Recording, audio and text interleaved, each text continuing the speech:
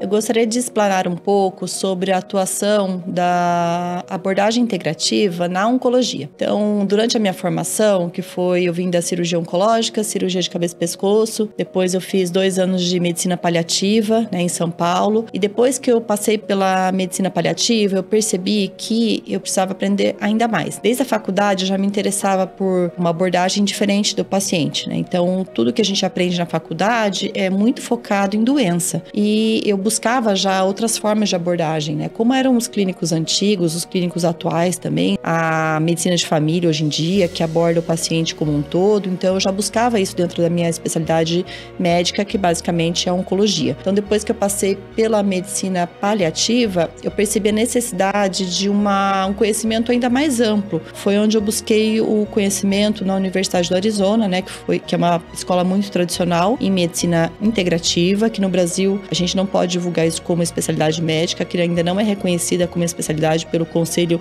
Federal de Medicina, mas é uma área que existe nos outros países e é bastante interessante. Então, eu busquei a formação no Arizona durante 2 anos, presencial e à distância, e depois estagiando em vários hospitais. Então, só para citar, introduzindo o tema, a área da oncologia, como diz o professor Andrew Wild, que foi meu professor e chefe do departamento da Universidade do Arizona de Medicina Integrativa, a oncologia é a área mais eficiente, a mais atrasada na medicina integrativa. Então, o que isso quer dizer? Que existe uma amplitude de oportunidades onde a gente pode buscar o conhecimento, buscar a informação científica e aplicar isso para benefício dos nossos pacientes oncológicos. Então, existe a Sociedade de Oncologia Integrativa, da qual eu faço parte, que existe uma sociedade, existem congressos anuais. Esses congressos ocorrem em diversas partes do mundo, basicamente nos Estados Unidos, mas o último foi no Canadá, por exemplo. Então,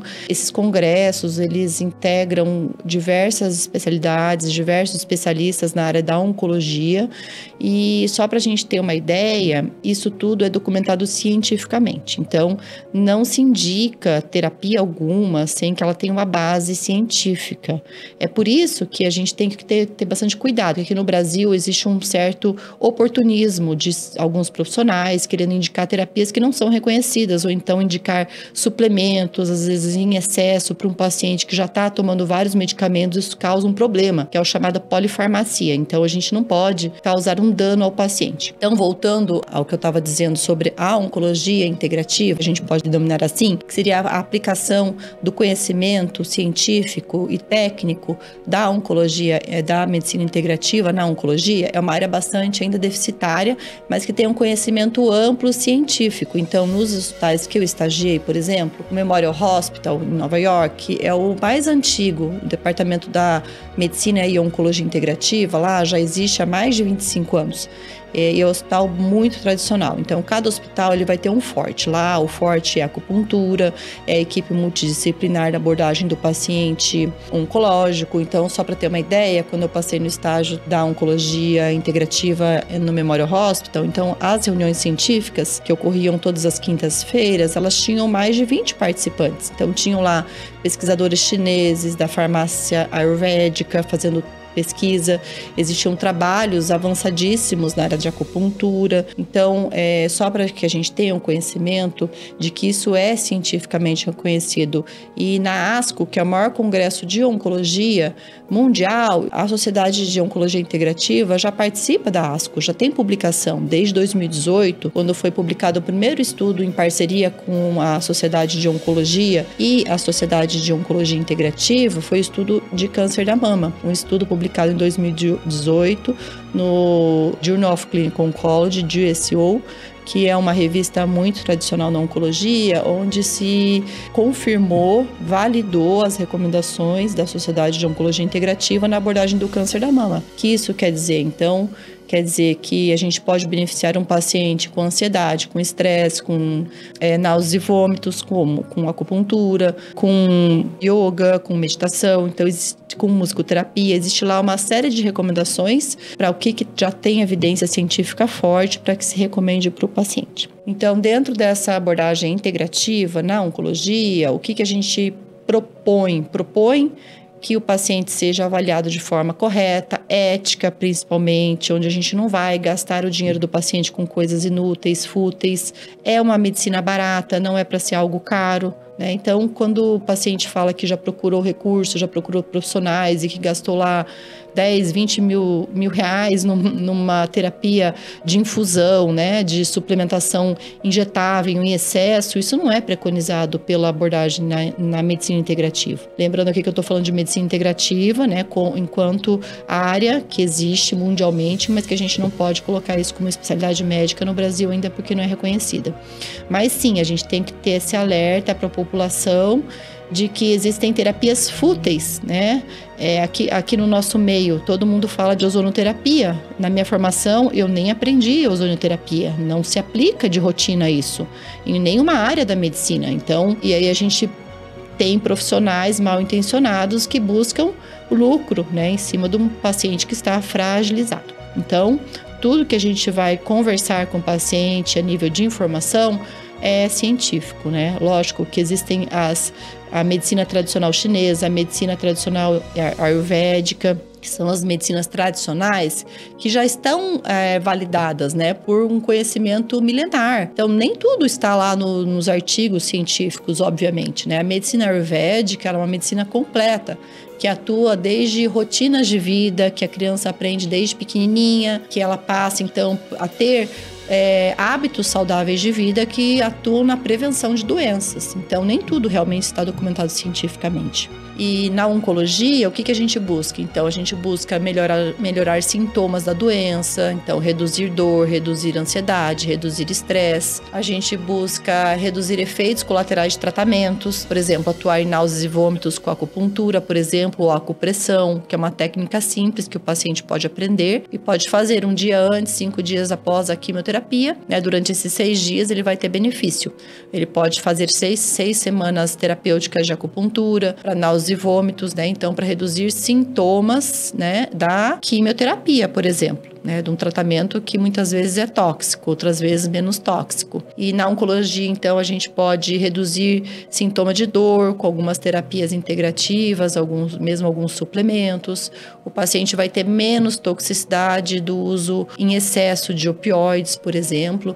E o que é mais importante é a gente atuar de forma precoce. Eu vou dar alguns exemplos práticos, assim, para que não fique muita teoria. Então, por exemplo, tem uma paciente recentemente tratada, uma paciente feminina, passou por uma cirurgia longa, uma cirurgia de 9 horas, uma cirurgia de remoção de uma maxila com reconstrução, né? Então, uma equipe multidisciplinar cuidando da paciente com tratamento. Então, o tratamento do câncer dessa paciente foi a remoção de uma estrutura nobre, que é a maxila, o osso da face, e reconstrução. Então, antes disso, a gente preparou essa paciente do ponto de vista físico e emocional.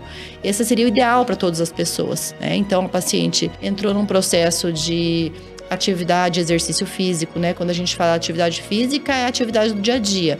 É ir ao mercado a pé, criar mobilidade, é subir escada, é não ficar parado, tentar ter essa atividade do dia a dia, ir ao mercado, ir na padaria, então isso é atividade física. Mas ela entrou num programa de exercício físico com um profissional capacitado, que fez lá durante 2 ou 3 vezes a semana, 40 minutos, foi proposto para ela, né, na avaliação individual, que isso é bastante importante. A recomendação tem que ser individualizada para cada pessoa. E essa paciente, ela estava muito motivada, não precisou muita coisa para motivá-la, porque ela já estava motivada. Então, ela fez atividade, ela fez exercício físico, teve o contato com a fisioterapeuta que ia trabalhar no pós-operatório. Por quê? Porque uma cirurgia grande, ela ficou imobilizada durante muito tempo. Isso causa um dano ao tecido muscular, né? Então, a paciente fica na mesma posição durante 6, 7, 8 horas, depois a gente tem que mudar um pouco a posição, mas ela fica imobilizada. Então, se a paciente se prepara, faz uma fisioterapia motora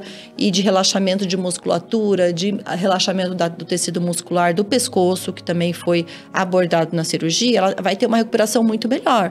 E é o que aconteceu com essa paciente. Então, ela fez avaliação nutricional, ela teve mudança de hábitos, isso num período de 30 dias, por exemplo. Então, a gente tem essa oportunidade de ter uma melhora no pré-operatório. Estou dando um exemplo de um paciente que foi para uma cirurgia. E essa mesma paciente agora está muito recentemente tratada ela está ótima, não teve nenhuma complicação cirúrgica. Por quê? Porque ela participou do seu processo terapêutico. Ela se motivou, ela já estava motivada, ela diminuiu a ansiedade, diminuiu o estresse, ela teve acompanhamento já psicológico antes da cirurgia. Então, a aceitação e o processo de entendimento e recuperação da paciente é muito melhor. Então, esse mesmo caso, um paciente que vai para uma radioterapia, agora na sequência, se ela traz essa radioterapia porque a recuperação está mais lenta, porque existe dificuldade de cicatrização do tecido, esse tecido ele está bem cicatrizado porque teve uma abordagem precoce da nutricionista orientando a alimentação e suplementos adequados para o paciente, né, terapia nutricional adequada, esse tecido está super bem cicatrizado.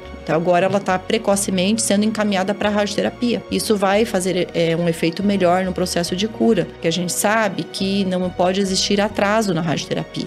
Só estou dando um exemplo, e essa paciente, imediatamente após a cirurgia, ela já começou o processo de reabilitação com fonoaudiologia, com fisioterapia.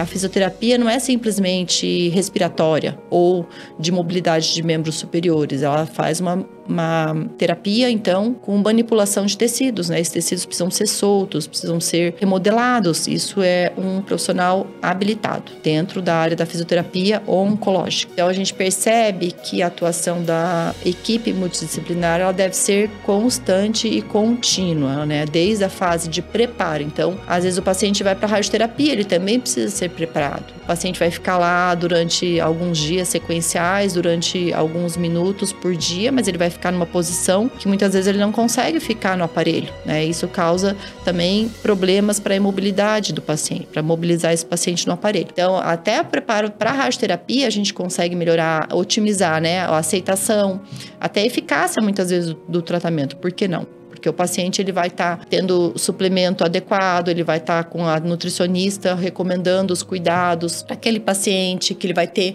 um melhor benefício da radioterapia ou da quimioterapia. Então, para a gente entender que todo o processo de terapêutica, né, na oncologia, ele é auxiliado por essa equipe multidisciplinar e pelos cuidados integrativos. A gente pode expandir isso para um paciente em cuidados paliativos. Paciente em cuidados paliativos, aí a gama de opção se abre ainda mais. Quando a gente pensa que não existe opção para o paciente paliativo, né? Aí sim que existe uma gama muito grande de opções. E eu vou estar falando então na sequência sobre esses cuidados paliativos, né? Com a atuação das abordagens integrativas, o que a gente tem de conhecimento na literatura, e também algo muito importante que é a reabilitação do paciente. Então, a gente vai ter os sobreviventes de câncer, né? Sobrevivente de câncer, eu vou explicar no outro vídeo, é o paciente que desde o diagnóstico ele já é um sobrevivente de câncer, não quer dizer que ele está curado, né? Então, sobrevivente de câncer é aquela pessoa que passou por um diagnóstico de câncer, ele já é considerado sobrevivente. E eu vou explicar isso,